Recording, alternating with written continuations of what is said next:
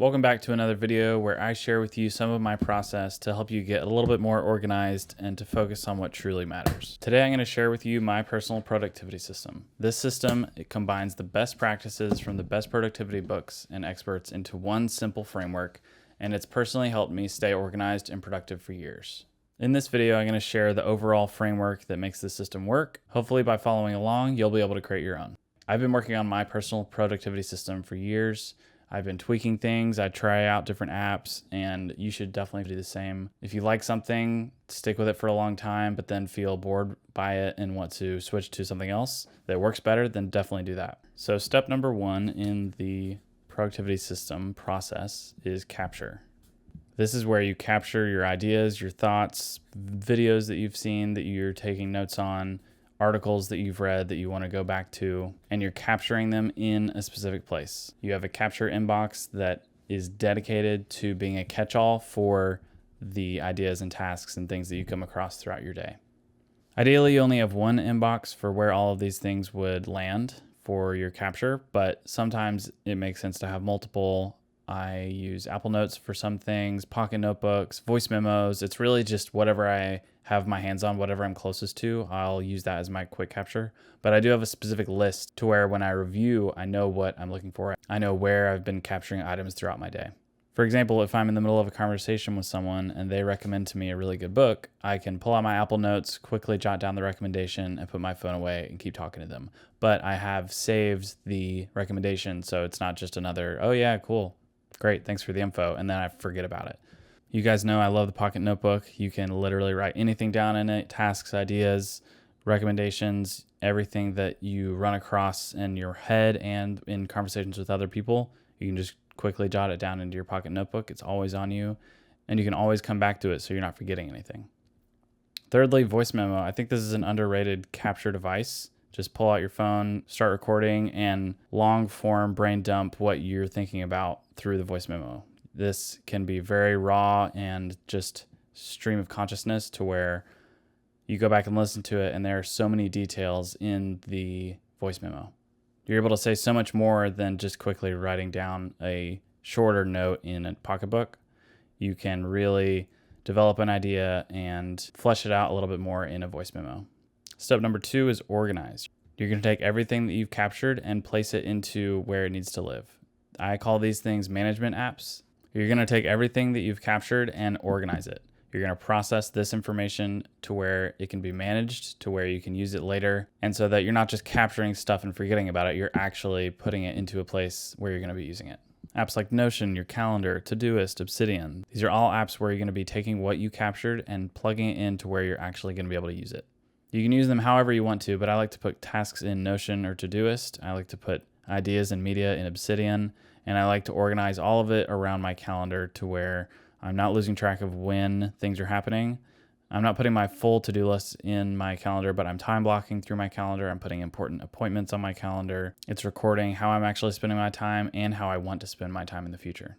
The third step is execute. This is where you sit down and you get the work done. You complete your task. You flesh out your ideas. You take notes on whatever media you are watching. Set aside time to execute on what you've captured.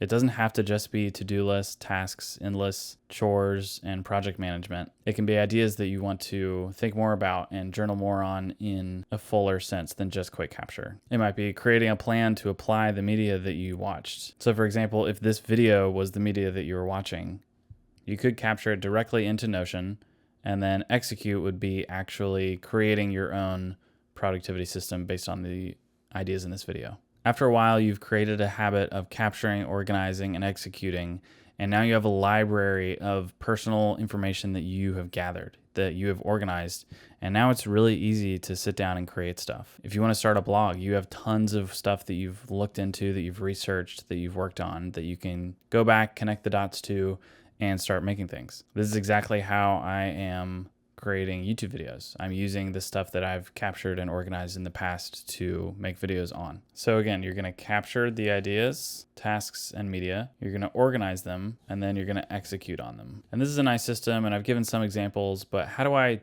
stick with it?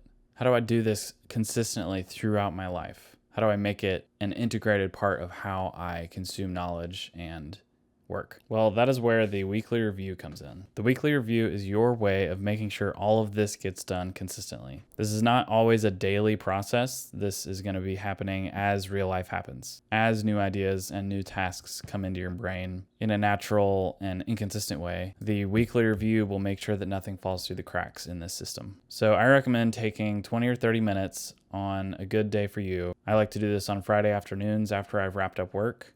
I go to a coffee shop, I get a cappuccino, I listen to nice music, and I get to work on the weekly review. And it's 5 simple steps. Step 1 is review last week. I pull up my calendar, I go back through the week, and I answer 2 questions. What went well and what could I improve? I celebrate my wins, hoping to repeat them the following week. And I look at what I could have improved, how I could have made this week better, how I could have been more present, more productive. Step 2 is to review your quick capture. You're going to look at your capture inboxes. Ideally, there's only one, but sometimes it's nice to have multiple. During this time, you're going to go through any of your capture inboxes, anywhere that you might put down information that needs to be processed later. This step is what keeps things from really falling through the cracks, and you only have to do it once a week. This is where anything that hasn't already been processed into one of your management apps gets processed now. You don't have to take too long on this, but the goal is to leave nothing in your capture inbox that needs processing. Step 3 is to review your management apps, your Notion, Calendar, Todoist, Obsidian, anything that you use to actually get the work done and to contain this information.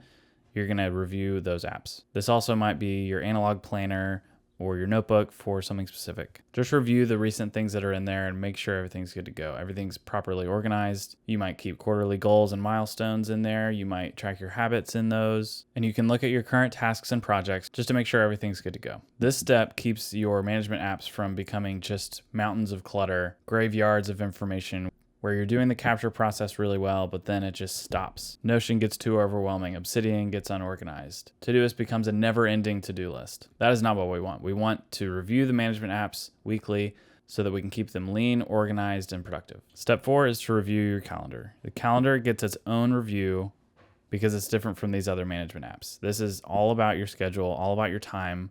You want your calendar to actually reflect your values. Look at the calendar week from before.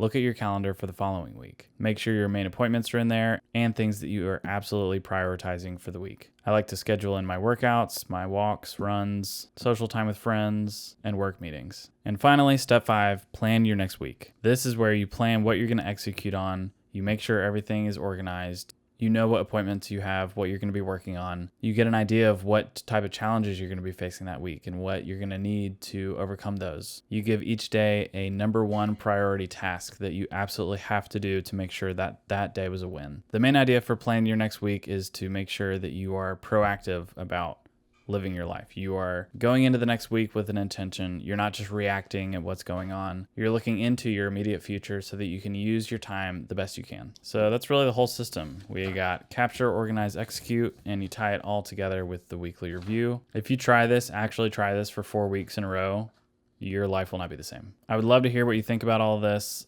I'm sure many of you have an even better system. I would love to learn from you guys. This is what I do. This is what works for me.